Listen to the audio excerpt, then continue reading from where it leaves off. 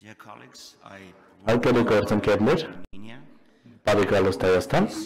հուսով եմ, որ այս 12-րդ նիստը և Euronest-ի խվեի ապես կնպաստի կապերի ամրապնդմանը Եվրոպայի միության և արևելյան գործընկերության երկրների միջև, ինչպես նաև խթան կհանդիսանա ավելի ակտիվ աշխատելու այս վերահաշողովի շրջանակներում։ Ես ուզում եմ ուշադրությանը ձեր ներկայացնել Հարավային Կովկասի իրավիճակը։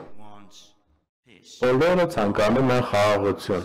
Ոչ ոք չի կարող ասել ոչ խաղաղությանը, բայց խաղաղության համար և տևական խաղաղության համար այդ խաղաղությունը պետք է լինի արդար, հիմնված արդարության և արտահայտության վրա։ Իսկ արտահայտությունը ինչ է նշանակում, ինչ է պահանջում։ Պահանջում է, որ բոլոր կողմերի կենսար շահերը պաշտպանված և հարգված լինեն, և դա պահանջում է բոլոր կողմերից, երկու կողմերից բարի կամք։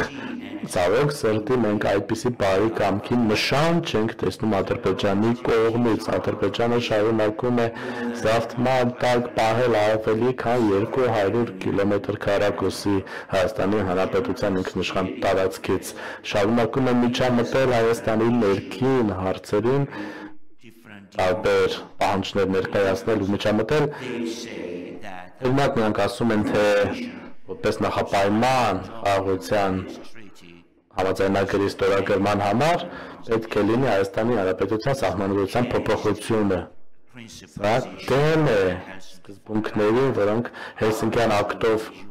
հաստատված են կամ ՄԱԿ-ի խարծերով կամ այլ միջազգային փաստաթղթերով հաստատված են։ Ադրբեջանը շարունակում է օգտագործել Զանգեզուր միջանցք եզրույթը, որը նշանակում է արտատարածքայնություն ճանապարհի, որը ակնկալվում է, որ կանցնի Հայաստանի տարածքով և կապ կստեղծի Ադրբեջանի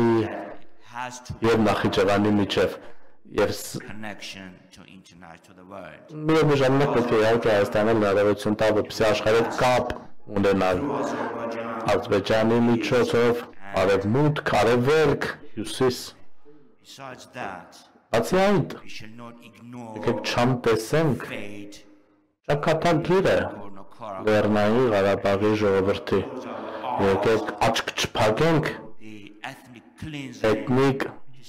շտումների վրա, ցեղասպանության վրա, որը գործել է Ադրբեջանը Լեռնային Ղարաբաղի ժողովրդի դեմ։ Չկա գեթ մեկ հայ այսօր Լեռնային Ղարաբաղում։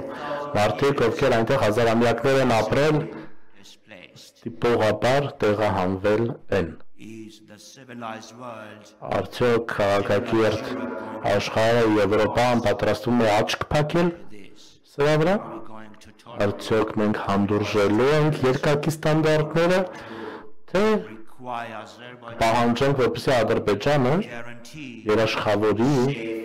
անվտանգ վերադարձը ժողովրդի իրենց տներ, արժանապատիվ վերադարձ միջազգային մեխանիզմներով և երաշխավորի այս մարդկանց անվտանգությունը։ Մի քանի տասնյակ հայեր իհարկե հիմա բանտում են և դատական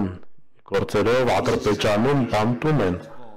Այս վերահաշողովը պետք է ձայն բարձրացնի, պահանջի առանց նախապայմանների այս բանտարկյալների ազատ արձակումը, որովհետև երբ որ ասում ենք հասցեագրել խնդիրը, Ադրբեջանը կասի ամեն ինչ օրենքով ենք անում ըստ Ադրբեջանի օրենսդրության, և փակեք ձեր աչքերը, որ այդ մարդիկ, ինչպես նաև Կարմիր խաչի միջազգային կոմիտեին իրենց երկրից դուրս են հանել, և 23 հոգի և տասնյակ մարդիկ դատարաններում և բանտերում հիմա կապ չունեն աշխարհի, արտաքին աշխարհի հետ, աշխարհը չգիտի, թե նրանց հետ ինչ է կատարվում, կարող եք տեսնել կադրեր, ինչպես են այդ մարդկանց դեմքից երևում հենց տառապանքը, այս վերահաշողովը առանց վարարելու պետք է պահանջի անհապաղ ազատ արձակում այդ անձանց, պահանջի Ադրբեջանից դադարեցնել հայկական մշակութային ժառանգության ավերումը, ինչպես նաև մշակութային հուշարձանի ավերումը, հետևաբար ես փոփոխություն եմ առաջարկում, որ ուղարկենք ուղերձ այս վեհաժողովից Ադրբեջանին, որ այս վեհաժողովը չի հանդուրժելու